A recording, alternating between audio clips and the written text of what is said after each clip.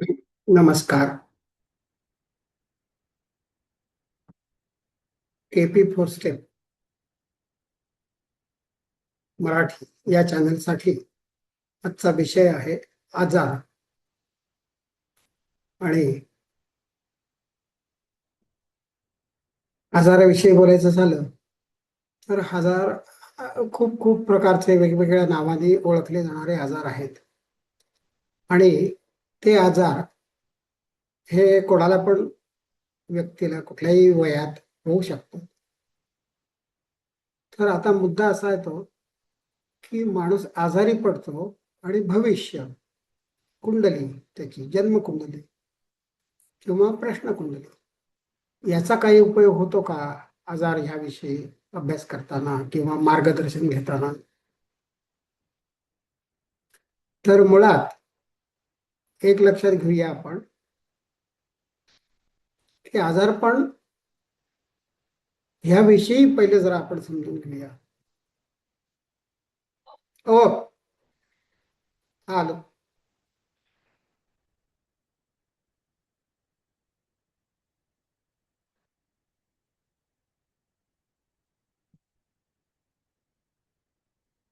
तर आता आजारपण ह्याविषयी बोलतोय आपण.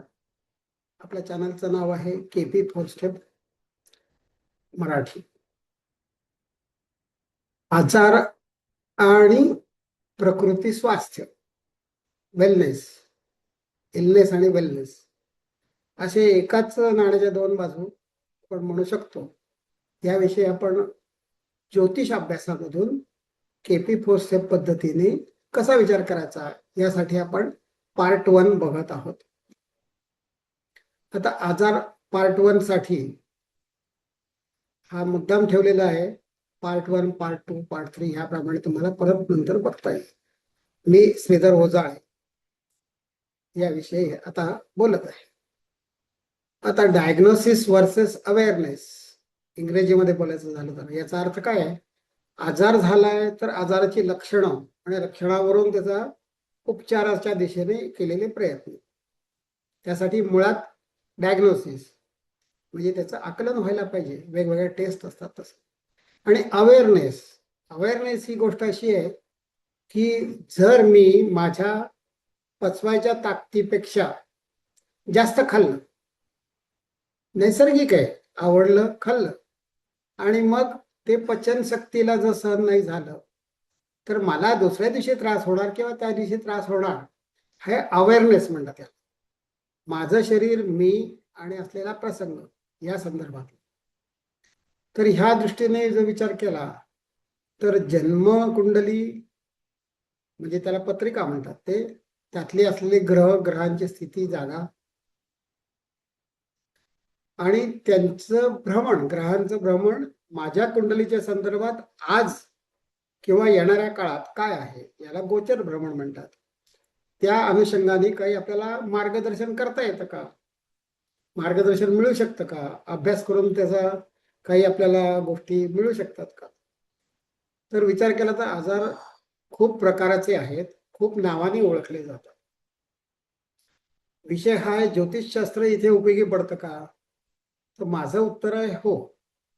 माझा आणि खूप ज्योतिषी अभ्यासू व्यक्तींचा अनुभव असा आहे, उपयोगी पडतं.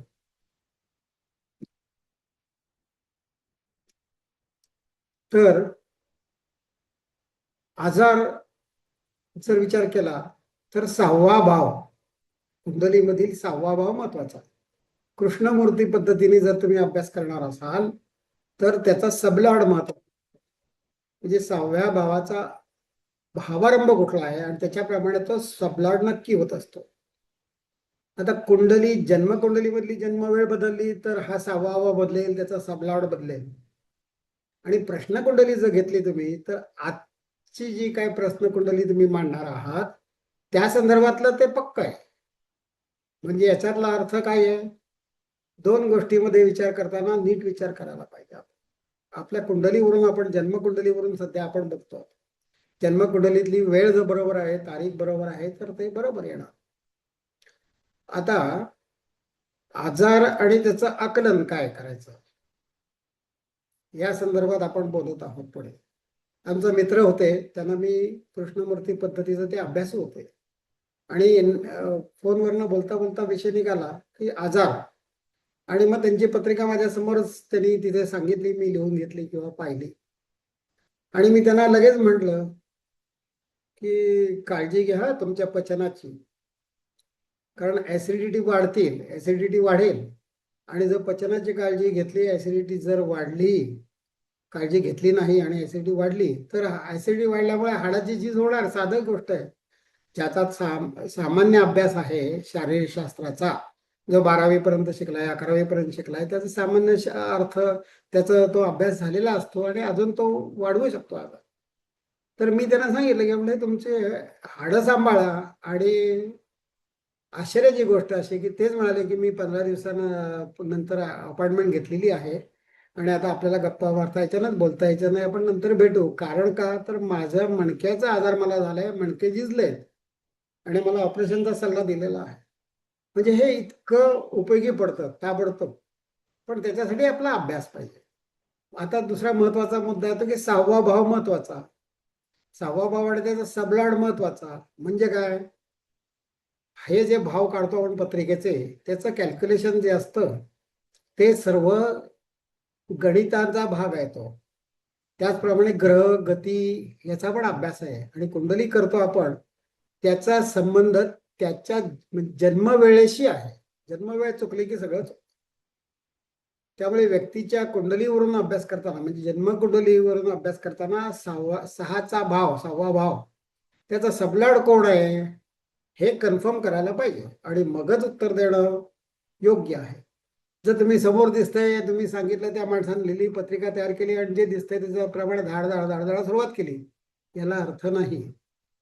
ह्याच्यात गैरसमज होईल, चुकीचं मार्गदर्शन होईल आणि कन्फ्युजन होईल कारण नसताना. तेव्हा तो कन्फर्म करा पहिले, 6वा सबलाड जो आहे तो बरोबर आहे का, 6वा भाव बरोबर आहे का. 6वा भावाचे अंश जर बरोबर असतील तर त्याचा सबलाड नक्कीच होईल. पण तो कन्फर्म करायचा. मग आता कन्फर्म कशावरून करणार, तर आपल्याला मार्गदर्शन केलेलं आहे कोणी कोणी, कृष्णमूर्तीने केलेलं आहे. त्याच्यानंतरचा अभ्यास केलेला आहे त्याने गोंधळेकर सर, त्यांनी 4 स्टेप शोधून काढलेली असतील. ही 4 स्टेप शेरी कृष्णमूर्ती पद्धतीवर आधारित पण पुढे आहे. कारण गोंधळेकर सर यांनी हा जो अभ्यास केलेला आहे कृष्णमूर्ती पद्धतीचा, तो हसबे सरांकडून केलाय. म्हणजे कृष्णमूर्ती सर हे 1972 मध्येच त्यांचं देहावसान झालेलं आहे. नंतर अभ्यास केलेला आहे आणि त्यांनी त्याचा अभ्यास केला कोणाकडून, हसबे सरांकडून. हसबे सरांचा अभ्यास करायच्या आधी पारंपरिक सगळे अभ्यासाचे तज्ज्ञ होते. कृष्णमूर्ती पण होते, हसबे सर पण होते आणि गोंधळेकर सर पण होते. मग खोल अभ्यास केल्यावर त्यांच्या लक्षात आलं की कृष्णमूर्ती पद्धतीची पद्धत आहे, त्यांनी खूप पुढे जात आहेत आणि त्याच्यावर आपण विश्वास ठेवू शकतो, इतकं उत्तर बरोबर येत असतं. म्हणून मग त्यांनी डिटेल अभ्यास केला आणि त्याच्यानंतर त्यांनी 4 स्टेप थिअरी शोधून काढली. म्हणजेच कृष्णमूर्तींचा पाया आहे त्याच्यात, हसबे सरांचं मिळालेलं ज्ञान आहे, त्यांनी त्याच्यावर संशोधन करून आणि स्वतःच्या अनुभवावरून लिहिलेलं पुस्तक आहे, ते वाचा तुम्ही. आणि कृष्णमूर्ती सिद्धांत म्हणून पुस्तक आहे हसबे सरांचं, ते वाचल्यावर तुम्हाला त्याची कल्पना येईल. आता महत्वाचा मुद्दा असा की जन्म माणसाचा जो झाला, त्याची वेळ तारीख एकदा नक्की झाल्यावर त्याची कुंडली बदलेल का, जन्मकुंडली? अजिबात नाही.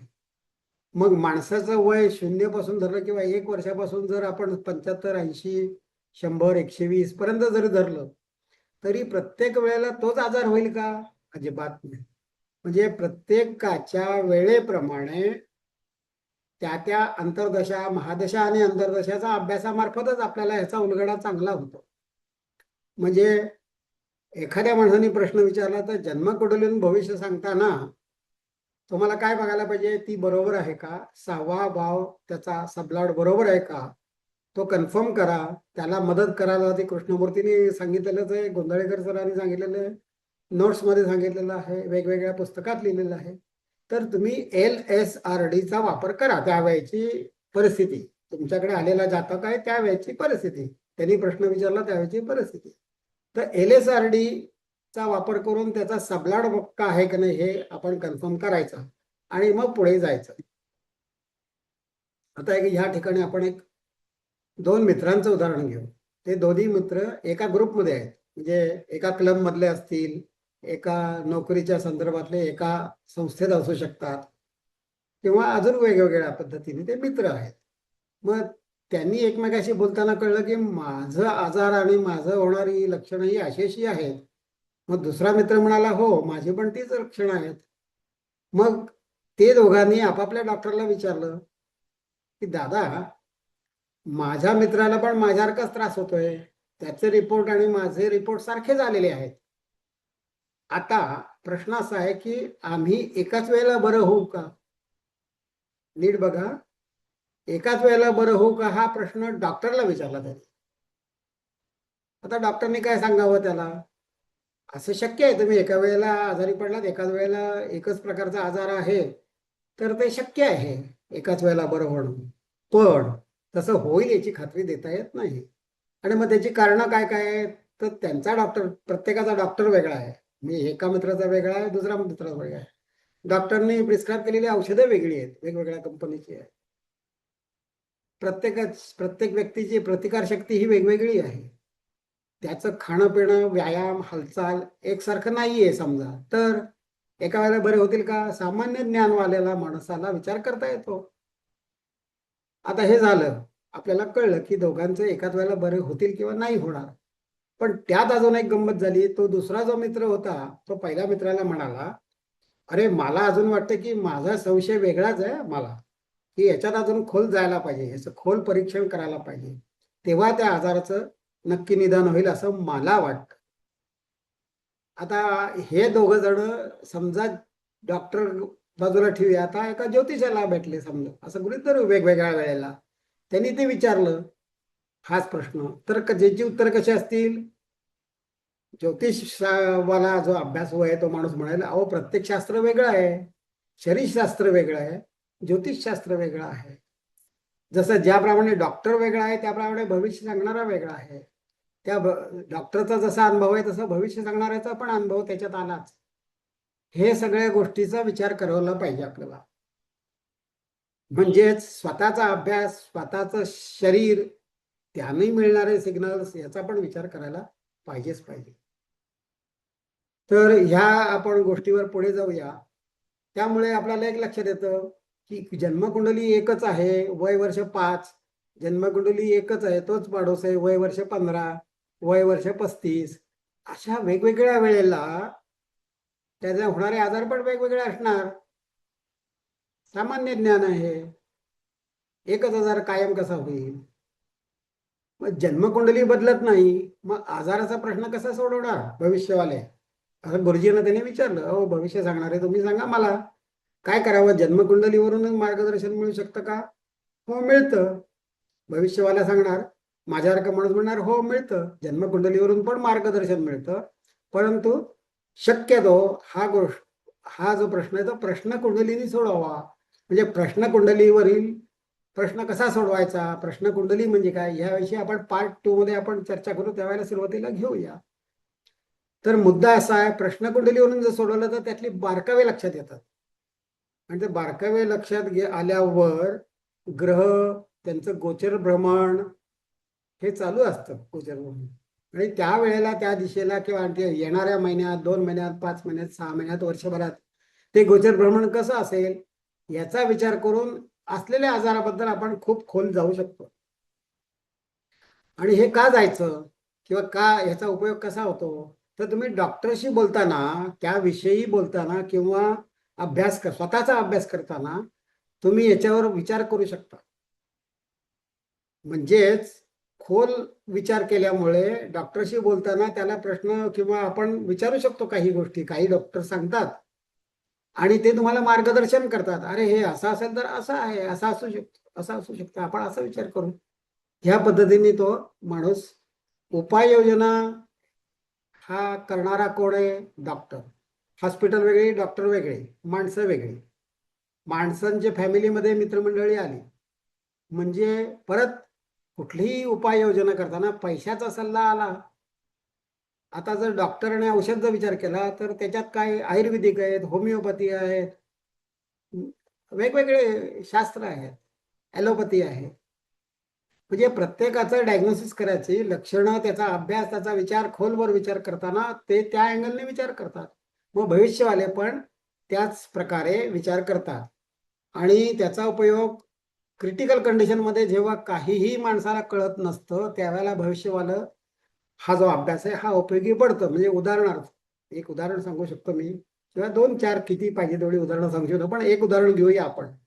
अगदी आमच्या मित्राचा एक नातेवाईक हॉस्पिटल होता, पुण्याच्या हॉस्पिटल, प्रसिद्ध हॉस्पिटलमध्ये दाखल झालेला होता. आयसीयू मध्ये होता. आयसीयू मध्ये तुम्हाला माहिती आहे सर्व प्रकारचं मॉनिटरिंग चालू असतं. या संपूर्ण प्रकारात मॉनिटरिंग चालू असताना तो 7 दिवस आयसीयू मध्ये रोज सकाळी ताप येत होता त्याचा. सकाळी किंवा एका ठराविक वेळेला ताप येत होता आणि परत संध्याकाळी 12 तासांनी परत ठराविक वेळेला त्याला ताप येत होता. औषध योजना सगळं चालू असताना 7 दिवस ही घटना घडत होती. आणि 7व्या दिवशी मला त्या मित्रांनी फोन करून गेला, अरे तुझा अभ्यास आहे, ज्योतिषी अभ्यास आहे तुझं, बघ जरा सांग. म्हटलं मला कुंडली पाठवून दे. मी सगळा अभ्यास केला आणि त्याला सांगितलं. त्या ग्रहगती आणि सगळ्याचा टाइमचा वेळ अभ्यास करून त्याला एक उपाय पण सांगितला होता, तो त्यांनी तिथे केलेलाच होता. त्याला म्हटलं तू सामान्य माणसाला मार्गदर्शन करताना हे सांगावं लागतं आणि त्याचा फायदा खूप जणांना होतो. तुम्ही रामरक्षा म्हणा, त्याचा अंगारा त्या माणसाला लावा, त्याच्या जवळ असताना तुम्ही रामरक्षा म्हटलं तरी चालेल. हा लोकांचा अनुभव आहे, हा माझा पण अनुभव आहे. पण मी त्याला माझा भविष्याचा अभ्यास करून सांगितलं की उद्या म्हणजे 24 तासांनी किंवा 36 तासांनी त्याला ताप येणार नाही. हा ताप येणार नाही हे कन्फर्मेशन परत संध्याकाळी त्याच वेळेला 12 तासांनी होणाऱ्या जे सायकलमध्ये त्याला परत ताप येत होता त्या सायकलमध्ये परत ताप येणार नाही. आणि आश्चर्याची गोष्ट अशी आहे की ह्याला कदाचित दुसऱ्या दिवशी डिस्चार्ज करून त्याला घरी सोडतील. हे माझं भविष्य आहे. आता ते माणसाने ते केलं तिथे. म्हटलं मला फीडबॅक दे जे मी सांगतोय त्याचं. म्हणजे काय, शेवटी हा अनुभवच असतो. प्रत्येक कुंडली, प्रत्येक जसं डॉक्टरकडे एक केस गेला तर ती एक वेगळी केस असते. प्रत्येक माणूस वेगळा आहे, त्याचा तो अभ्यास चालू असतो. त्याप्रमाणे भविष्य सांगणारा माणूस कुंडलीचा पण अभ्यास चालूच असतो. त्याचा अनुभव वाढतच असतो. आणि वैशिष्ट्य असं की मी सांगितल्याप्रमाणे त्याला बरोबर 36 तासानंतर रिलीफ मिळाला आणि त्याला ताप आला नाही. आणि डॉक्टरनी सांगितलं याला जर ताप गेलाय आता काय नाही, तुम्ही त्याला घरी घेऊ शकता, आयसीयू मध्ये ठेवायची काही गरज नाही. तो माणूस घरी गेला. म्हणजे ह्या माझा अभ्यासाचा फायदा त्या माणसाला झाला आणि त्याच्या आधारे डॉक्टरशी बोलून अजून पुढची उपाययोजना पण करता येत असते. म्हणून हा अभ्यास करायला पाहिजे. तुम्ही सल्ला जरूर घ्या. इलनेसच्या बरोबर काउंटर पार्ट आहे तो वेलनेस. तुमची शरीर प्रकृती नीट ठेवायचं काम आपल्याच हातात आहे, त्याच्याशी मस्ती करून चालत नाही. काळजी घ्या आणि आपण पार्ट 2 मध्ये परत भेटू. ह्याच्यानंतरच्या स्लाइड्स आहेत त्या सिनियर माणसासाठी, जो भविष्याचा अभ्यास झालेला आहे त्या माणसासाठी आहेत. ते सामान्य माणसांनी घेऊ नका. तर ते रिव्हिजन पॉइंट्स आहेत आणि ते तुम्ही वाचू शकता शांतपणे. पण तुम्हाला ते कळणार नाही, खूप अभ्यास केल्यानंतर कळणाऱ्या गोष्टी आहेत ह्या 2 शेवटच्या साईड त्यात लिहिलेलेच आहे. सिनियरसाठी आहेत, ज्यांचा अभ्यास आहे त्यांनी अभ्यास करण्यासाठी ते दिलेलं आहे. तर सर्वांना शुभेच्छा. आणि तुम्ही आजार याविषयी हा पार्ट पाहिलात. केपी 4 स्टेप थिअरी आपण या मार्गाने पुढे आजार याविषयी करत आहोत, चर्चा करत आहोत. आणि पार्ट 2 मध्ये आपण परत एकदा भेटू आणि या ठिकाणी आपण विषय संपवूया.